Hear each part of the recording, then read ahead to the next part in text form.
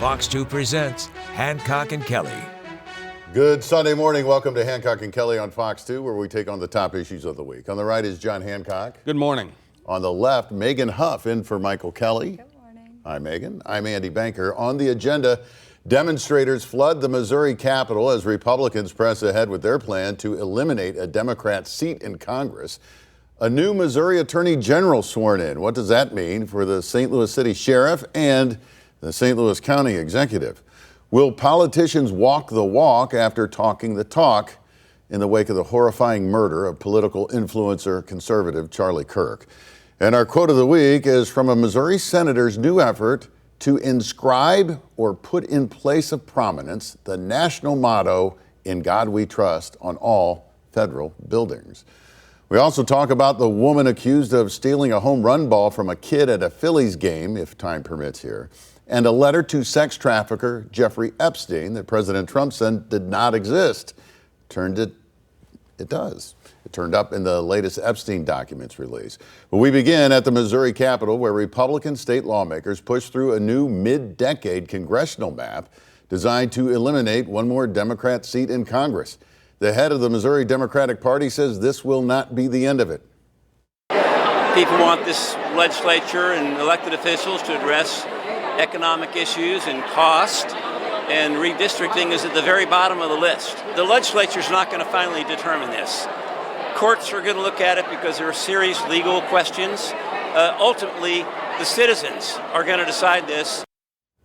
A crowd of thousands flooded the Missouri Capitol Wednesday in protest. The Republican supermajority in the Missouri legislature simply pressed on. Their new map puts Kansas City into a district that stretches east across central Missouri all the way to the border of Gasconade County. Geographically, John, it's almost like putting the city of St. Louis in the same district as Springfield. Is that putting Missouri first, as the governor says the map does? Well, it's certainly going to increase the likelihood that we get a 7th Republican member of Congress from the state. Russ Carnahan's point that this is going to go to court. I don't think, as I've read the Missouri Constitution and the statutes, I don't think that a mid-cycle redistricting is proscribed by any of that. But the court challenge is going to happen. It'll be interesting to see how it goes. I don't agree with the politics of this because where does it stop? And we live in a country now, I've made this point before, but today the number is 38 states. 38 of the 50 states have the same party that has the governor, the state house, and the state senate. That's 38 states that if they so chose, in a partisan fashion, they could choose to redraw their congressional lines at any point during a decade. This is not a good precedent for how we do politics in this country, but it's going to pass. It's going to have a court challenge, may even have a ballot and initiative challenge at some point. But it's as far as whether this is going to be done by the Missouri General Assembly and signed by the governor, that's going to happen. Republicans may press on, Megan, but what about the size of this crowd? Does that say something? We haven't seen something like that in Missouri Capitol in a while. I mean, it was flooded. There were thousands of people there. It's very impressive. I think it shows where people's minds are right now. They want results. And to Russ Carnahan's point, voters care about economic issues. They care about the cost of living. These are the things that these very Republicans ran on last year. They were talking about the economy, talking about reviving the middle class, making things easier for Americans.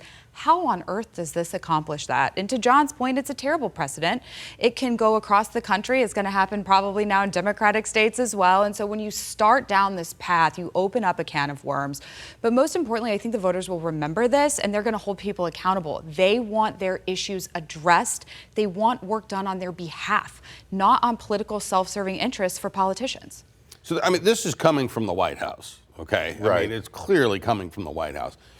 And somebody made the political calculation in the president's political sphere that this was good, smart politics. I disagree. I think you're going to potentially put some of these seats in jeopardy for Republicans because you're narrowing the margin of Republicanness in a lot of districts to get more Republican districts. And the other thing is, at the end of the day, whatever number gets redrawn, whatever the net Republican number is, it can't possibly be more than 20. Right. And the loss of seats in a midterm for the party that has the White House, the House, and the Senate is 25 seats or more. If it's coming from the White House, maybe it's not unthinkable that you draw St. Louis in with Springfield. Why not go all 8 seats? Why stop where they are? You couldn't draw an 8-0 map in Missouri. Longtime Kansas City Democrat Congressman Emmanuel Cleaver is the one in the hot seat that we're talking about. His district would be drawn differently and his seat would likely be eliminated. But he says even with that, he's running for re-election. He'll be seeking a 12th term, having been in Congress for more than 20 years. The question, Megan, is can he win in the newly redrawn district? Who's going to run against him on the GOP side?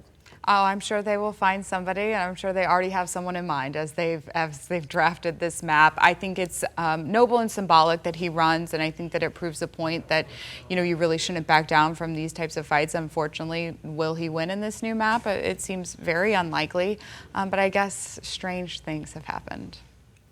Republican candidates for the new 5th district. There are going to be a lot. Greitens, I've heard his name. Oh, why not? Throw it in there. It's like when you give away free food, Andy. Everybody shows up. And so that's what's going to happen here. The Republicans we won't see Congressman Eric Greitens. Yeah, I'm beyond being able to predict what the voters are going to do. I mean, I guess I get paid for it. So I would doubt that Eric Greitens would be the nominee. But as to Emmanuel Cleaver, very long odds for him to win. It would take for him to win. You'd need to see the president's approval numbers down into the mid-30s. They're not there anywhere close to there right now. You'd need to see a depression of Republican-based turnout, and you would need to see a Democrat base absolutely on fire. And given that particular set of dynamics, could he win? Yes. I still wouldn't predict it, but it's not impossible. Not to be overlooked is issue 2 for Missouri Republicans in this special legislative session, initiative petition reform.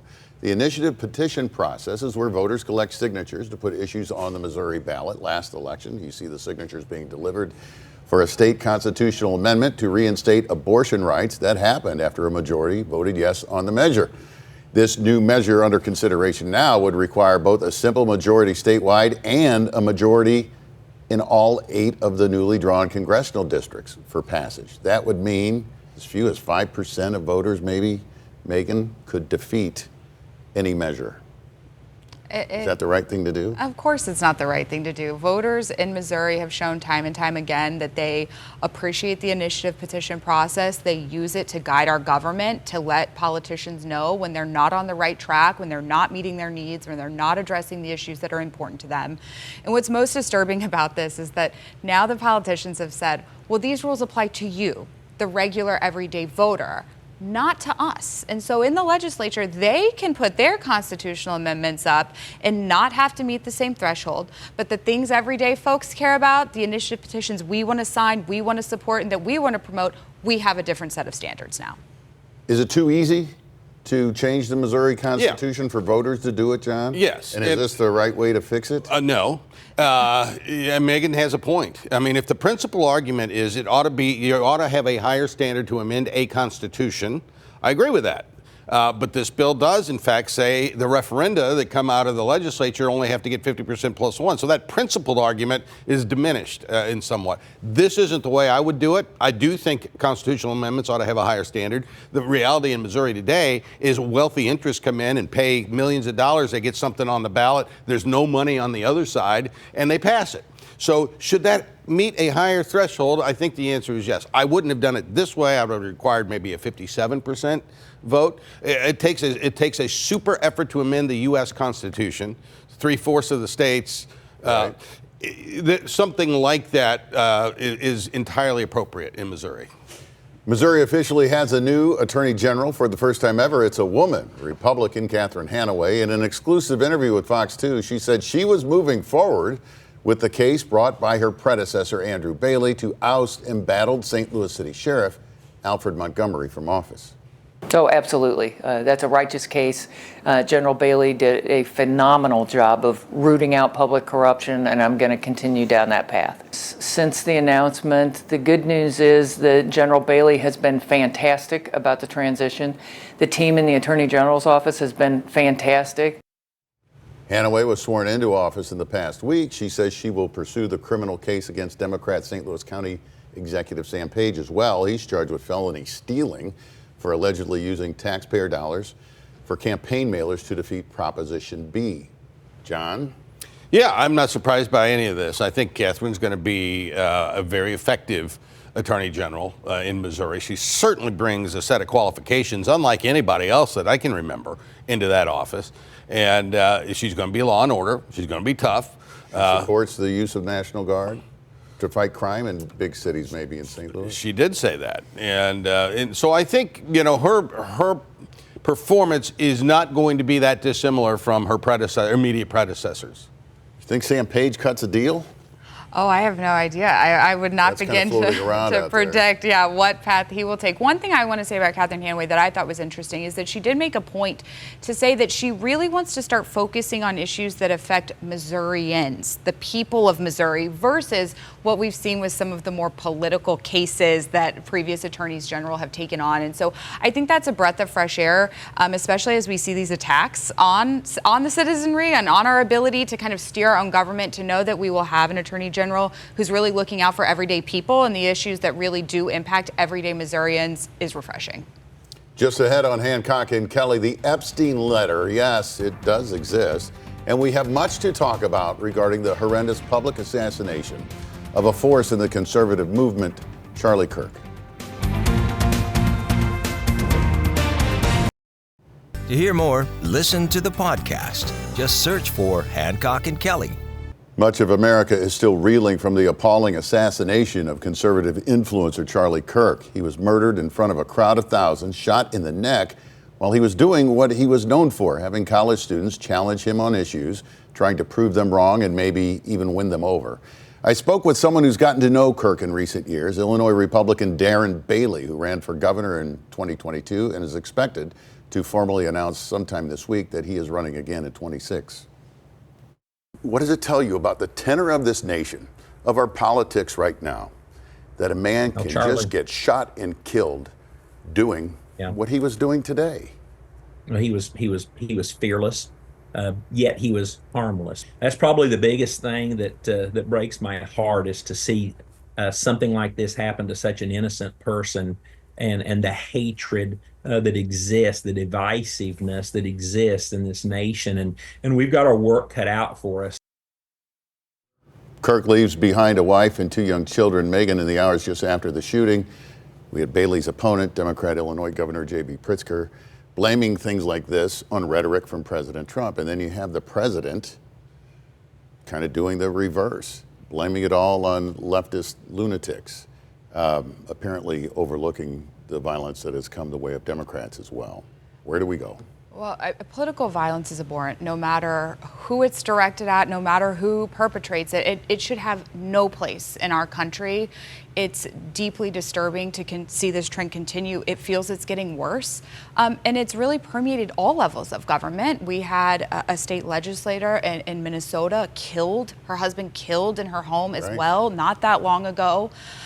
So this is not picking sides. There is no ideology. You work on campaigns. What would you tell a candidate in terms of if you cross the line or walk too close to the line? You are a leader, and your rhetoric does matter. And it's everyone's responsibility in this country, particularly our leaders, to think about how they communicate about other Americans, about other human beings. And at the end of the day, we are all human beings, and we're all Americans, and we all want to enjoy the right of free speech, the right to gather, the right to collectively share ideas.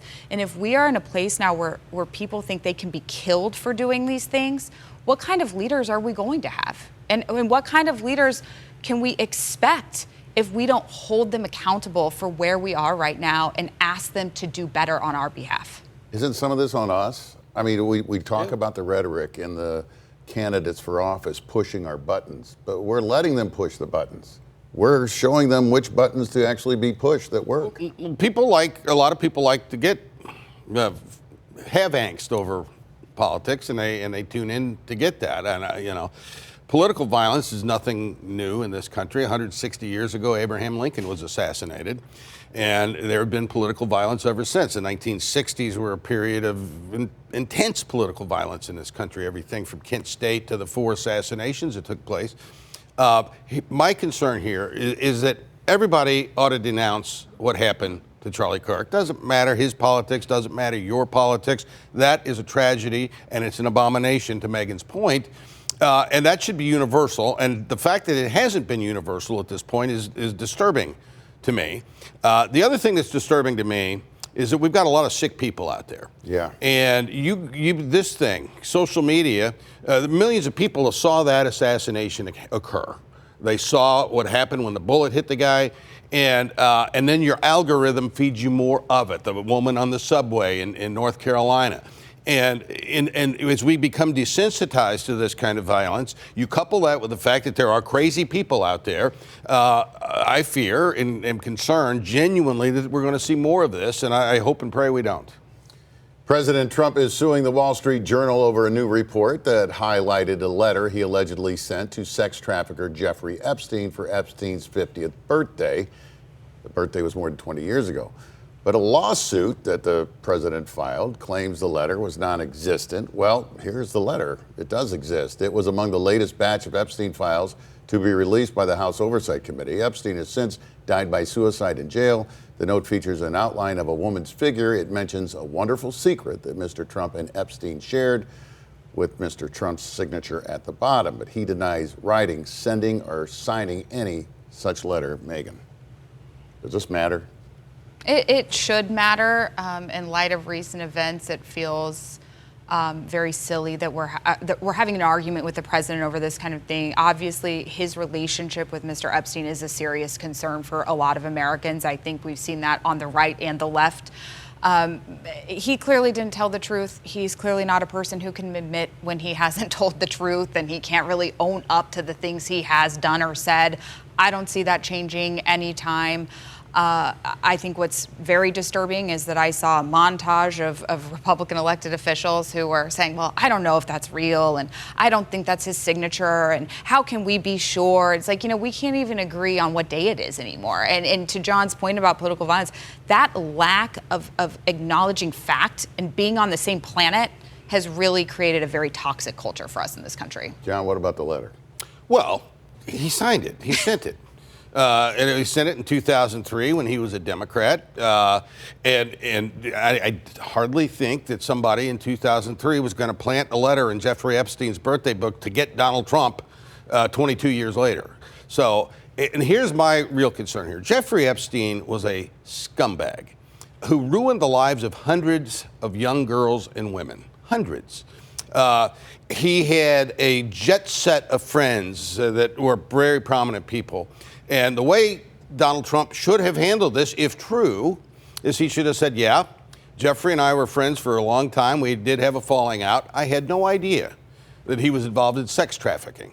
Yes, I did send that letter, and I regret it. That's the way you handle something, unless the facts are substantially worse than that. But if that's the fact set here, the White House has made a really, really bad error. Still to come on Hancock and Kelley, our quote of the week.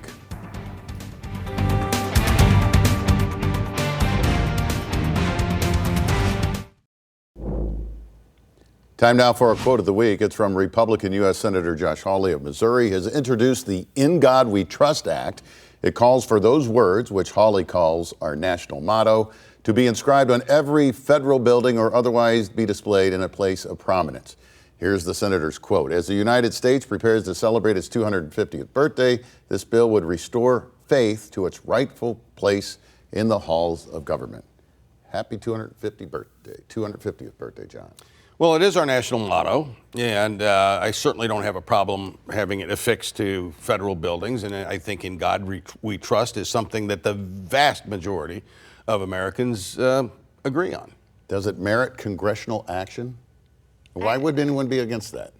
I don't know that many people would be against it. Would many prioritize this as one of the main things that our government should be focused on, given all the things happening around us right now? I would guess not. Well, we've run out of time to talk about the Phillies baseball grabbing incident, but we still have time for final thoughts and a look from Drone Fox, a view from St. Charles, the Ameristar Casino, the Blanchette Bridge, and the mighty Mo, the Missouri River.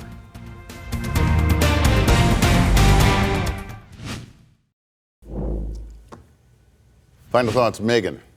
I wanted to share that I've recently watched The Roosevelts by Ken Burns, and I think it's an incredible time in American history right now to reflect back on where this country has been, some of the hardships we've had, and I seriously recommend it to the viewers. I'm sold. Thanks for the tip. John? Yeah, I just would encourage people to take a look in the mirror. If you are on the left and celebrated what happened to Charlie Kirk, that's just deplorable. If you believe in retribution for this, that's deplorable. There's no place for political violence in this country. Thank you, John. Thank you, Megan, and thank you for watching. Remember, Michael Kelley might be back. Michael Kelley might be back in a couple of weeks. If it's Sunday in St. Louis, it's Hancock and Kelley on Fox 2. We'll see you next week.